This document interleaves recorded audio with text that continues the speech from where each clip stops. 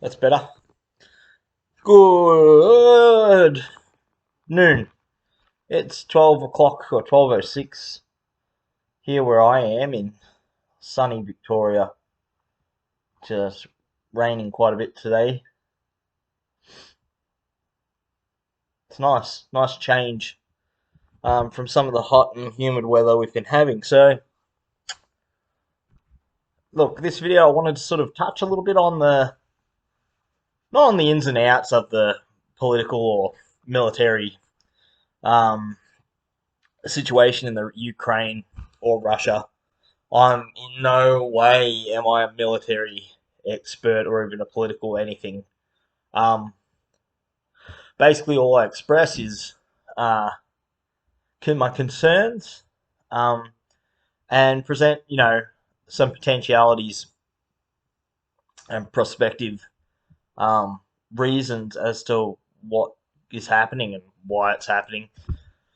Um, and of course, we know now, you know, it seems to be all too good timing for mainstream media and our politicians, our world leaders, especially to take some attention off figures like Bill Gates, Anthony Fauci, and our chief health officers and premiers are really aren't in the spotlight right now because the world has become all consumed with the Russian Ukrainian conflict, which I don't want to call an invasion per se by just the Russians. I think there is an equal invasion happening from the Western countries. Realistically, when you have countries like the US, the UK, Australia, there's someone else even closer to the Ukraine where we're sending military support in the form of lethal aid now. So not just medical supplies and other military equipment. Australia is now sending lethal aid. America had already be pre-invasion or um, pre-Russian conflict. So before this war had effectually started, I mean, the US was sending in, I think, anti-aircraft missiles and other weapons um, to the Ukrainian border, essentially bordering the border of Ukraine and Russia. Which, when you look at it on the whole, I mean, that is an overt act of aggression towards Russia as well. So this war is certainly not one-sided, and there's almost definitely some underlying agenda, and I guess that's what I'm going to talk about here. Is my opinions based around what that agenda could be or what it appears to be, just by using a few common sense arguments. I mean, it seems like all of a sudden COVID-19 is a non-issue. Governments are backpedaling on mandates, and even our own government here are sort of backing off on certain mandates and certain rules, and there's a massive relaxing.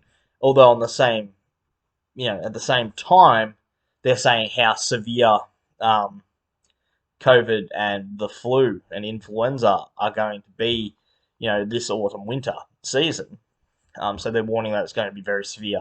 But at the same time, they're backing off on restrictions, um, just in time to sort of be seen as the good guys. And that's what this is.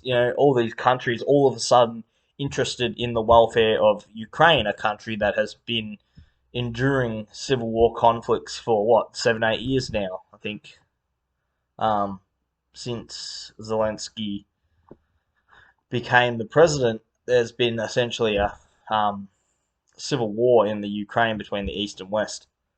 So, and look into a bit of that if you like. Um, but there was no support from these Western countries to assist in that conflict or to intervene in that conflict. So it seems like we condone or our governments rather, condone violence only when it suits them to condone it, and if it suits and plays into their, grand scheme, the great agenda, the Great Reset, the Davos Initiative, um, then they'll condemn it when certain countries choose to intervene or choose to carry out war on someone, as long as it's their so-called enemy of the state at the time.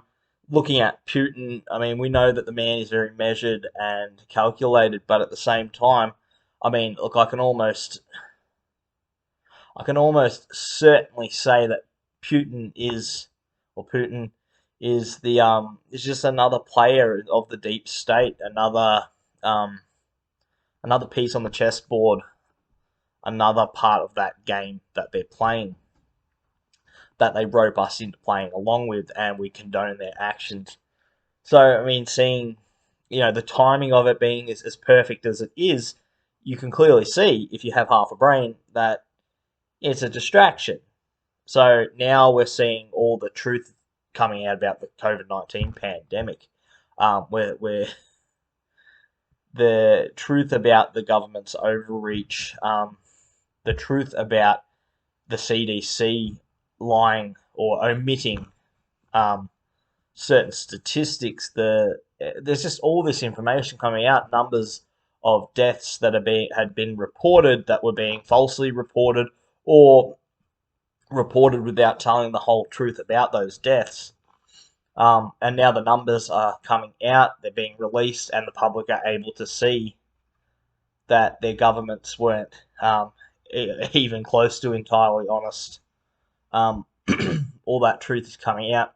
A lot of people are starting to listen to the medical experts, which we should have been doing in the first place, not just to the government appointed officials, but to the actual medical experts and people involved in making the vaccines and things like that have come out and spoken out. We've had a lot of whistleblowers, like Dr. Robert Malone, and I'll probably get canned off this video. We'll get banned just for mentioning that name.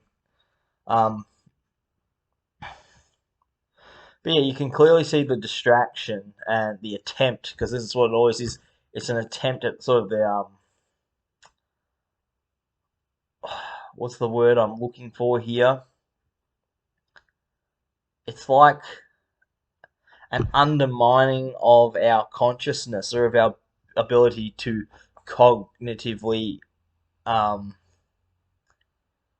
analyze the situation. Um, because something so big like war and nuclear war and fear mongering and putting the fear back into people. Because realistically, I mean, most people just aren't afraid of COVID anymore. They're not afraid of the COVID narrative. They've woken up to the fact that this virus is just not as bad as they were trying to make out. It was nowhere near the.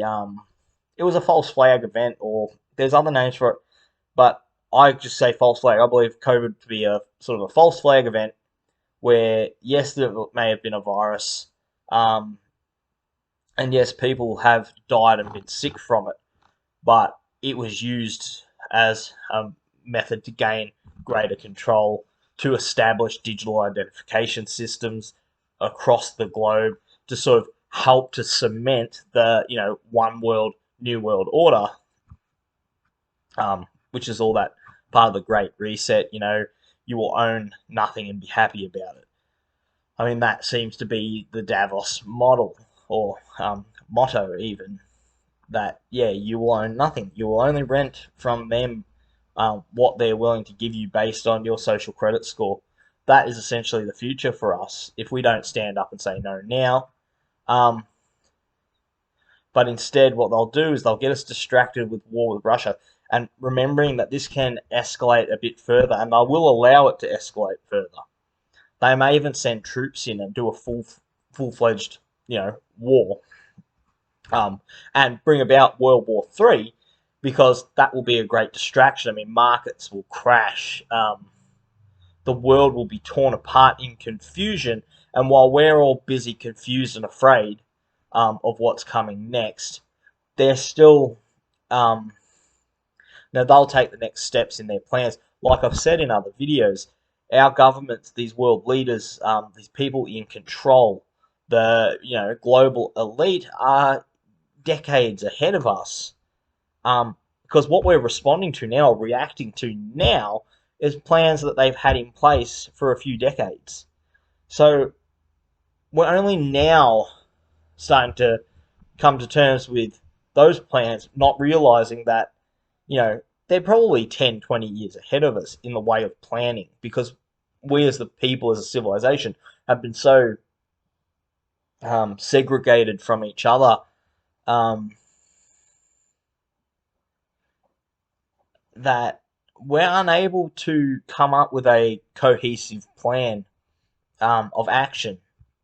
And realistically, if we want to take out, the global elite, we want to remove them from the control that they have, we want to remove them from power, then we have to have as in-depth um, strategies as they do for their agendas. We essentially need to establish what our agenda is, but because we're also differing in our opinions as to what is happening, I think what we need to adopt as as a movement, if we want to call it that, if there is a freedom movement out there, if there are people who are standing against all forms of government, all forms of war, and they want, we may have to even go to war ourselves in a sense, um,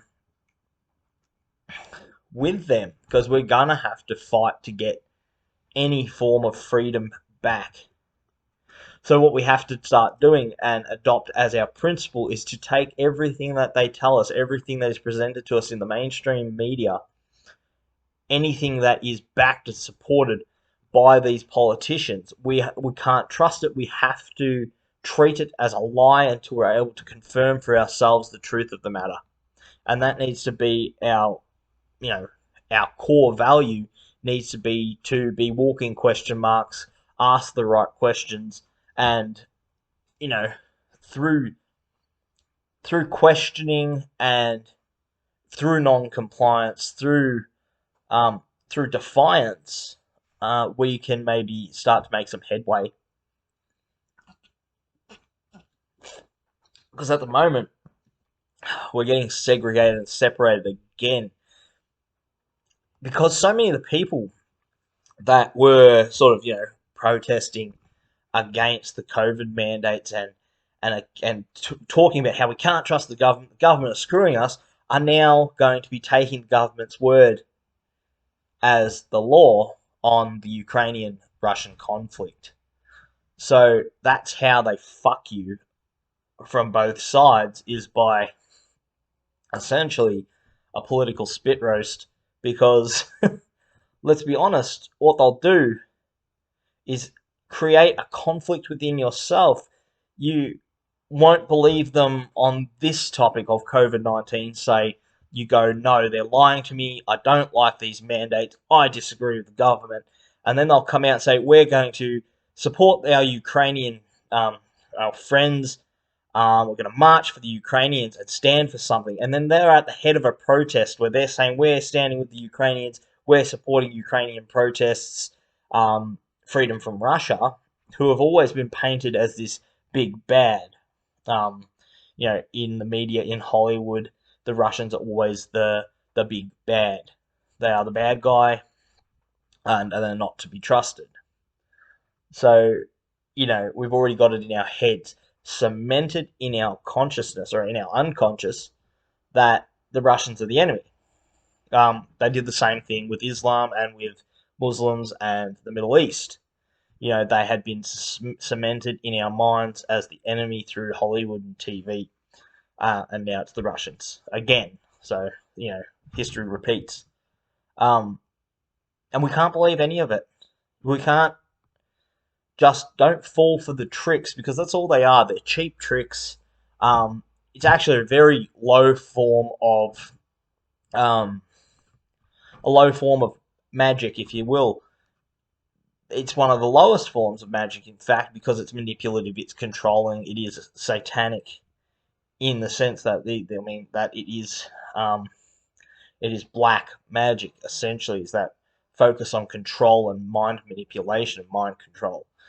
Is a very low form of magic, but because so many people aren't in tune with their own truths. They aren't in tune with higher states of consciousness because we're not doing that work. A lot of people aren't doing that work. They're not able to differentiate the lies and the truth, which is why I'm trying to advocate for adopting a principle of believe nothing they tell you, take it all as lies, and then just do your own research, do your digging as much as you can. Watch every single video that you can see pop up that has to do with that topic that you wonder if they're lying to you about. See what truths you can come to. See what conclusions you can ascertain from your own observations, because it will be your own observations that, whilst they can still be false, um, at least it's something that you've come to by yourself, and in doing so, you have regained control over your own sovereign being. Um, you've asserted your sovereignty, and as such, you have asserted your freedom by doing due diligence. I fucking struggle to say it. Due diligence. You have yeah, you've basically taken back some of the control over your own life, over your own mind.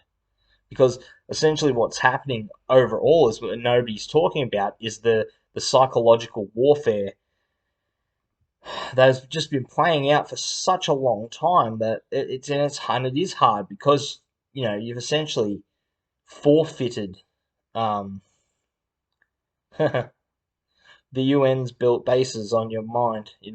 We've been controlled by this ruling class for so long that it's hard for anyone to know who to trust, what to believe, and don't color it with your own beliefs. Go search for knowledge, because once you know something, you can no longer believe it. Once you believe something, you don't know it. Belief and knowledge are, antithesis, antithetical, antithetical. Is that a word? Correct me. Who cares? But you get what I'm saying. They're polar opposites to each other. They are in conflict. They do not necessarily run side by side. Yes, I mean that's my message, is that I do believe it's a massive distraction, and it's going to serve to destabilize the freedom movement, because now the focus is off the protests for freedom. Now the focus is on the Ukrainians and helping them, but as a country that none of the Western countries really gave two shits about before, and I just don't understand how people can't see that it's all just a game to them. The lives of these Ukrainians and Russians alike, who are inevitably going to die in this conflict and already have died in this conflict. The pain and suffering that the civilians, not the ruling elites, not the soldiers who choose to fight these wars, but the civilians are the ones that are going to suffer needlessly as a part of a game that our ruling elite are playing with the people of the world. And they don't care how many they hurt. They don't care how many people die. They have no love for it. So when you hear a politician stand up and start talking about the Ukrainian people, scorn them because you know that they're not telling you the truth. You know that they don't care. Countries who care do not send lethal aid. If you can even use the word lethal in a sentence in a positive light, go for it. I don't think you can. We're sending basically weapons of death. We're sending death to a country. Sending weapons with the intention to kill. You can't back that. Ukrainians shouldn't be backing it either. You know, there was an opportunity there, I believe, where, say, even if Putin is not, you know, involved in the deep state, say he is actually a player, say like against the deep state, or trying to do in his own weird, fucked up way something good for Russia, let's say. Even then, we have to condemn the actions. I've lost my train of thought. Let's return. Nah, that's gone. My thought process is a bit strange sometimes. I have thoughts on the go, and I like to voice them. So of course sometimes I lose track of what I'm saying. um, but yeah, we can't believe any of it. We have to take a step back, look at the bigger picture, and see that all these people working together to bring about this new world order, and this war will serve that purpose as well. I mean, it will serve to gain more control over the people of the world. The essence of it is that, oh, well, we'll need more military surveillance. We're going to need a greater military strength now because Russia is a great threat or China is a great threat. So it will increase, you know, we'll increase our security in our countries, and we'll have to keep a closer eye on our civilians in order to protect them. So this is where digital identification can be taken even further as some kind of a preventative measure or a measure against war. So maybe it'll be, oh, well, we need the digital identity system because if we have a war, we have to be able to alert all our citizens in order to get them to a safe place to protect them. Those sorts of things. I mean, you'll probably see increased security at airports and things like that, like we did with 9/11. That never went away. When these so-called terrorists disappear, the security measures put in place stay there. In fact, they strengthen and get worse. Um, we're on the edge. We're on a precipice heading towards, complete domination by these superpowers of the world and these super rich elites. And while we're busy, distracted, um, worrying about a war, in another country that really has nothing to do with us here in Australia. That's not to say do not send your prayers to the people who are affected. That doesn't mean that we don't have to care. It just means that this war is not our war. So why is Australia getting involved in it? Why are we trying to start World War III? And you can see it happening because the US, the UK, Australia, France, we're getting all these countries are getting involved in a conflict that has nothing to do with them. Basically goading Russia into World War III. Potentially goading Russia into nuclear war because, of course, you know, if the pandemic didn't work entirely, it didn't achieve exactly what they wanted, maybe nuclear war will. Maybe the impending threat of nuclear war will, force people through fear to comply with everything that we're told because, oh, well, we've got to do this, this, and this because, otherwise nuclear war and you'll all die. That'll be the next. I mean, that was the narrative with COVID, wasn't it? That if you catch COVID, you'll die, so do what we tell you. Um, which we know is a lie now. But yeah. Anyway, that's my piece. That's all I've got to say about it for now. Um, my wishes and prayers um, go out to Ukrainians and Russians alike who are caught up in this conflict. Um, my condemnation goes out to the United States, even to Putin and Zelensky. It goes out. My condemnation goes out to our politicians, to the United Kingdom. Um, my condemnation and disgust goes out to the ruling elite, and especially to our politicians at the moment with everything that's gone on in the last couple of years. I condemn you, um, even curse you in a way,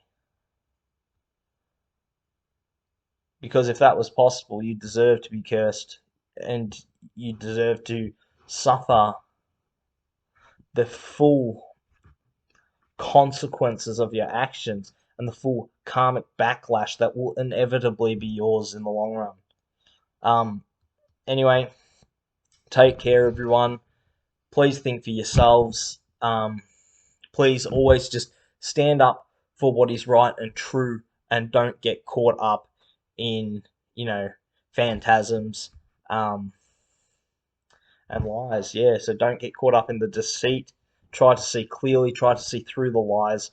And most of all, just take care of yourselves. Look after yourselves. Much love.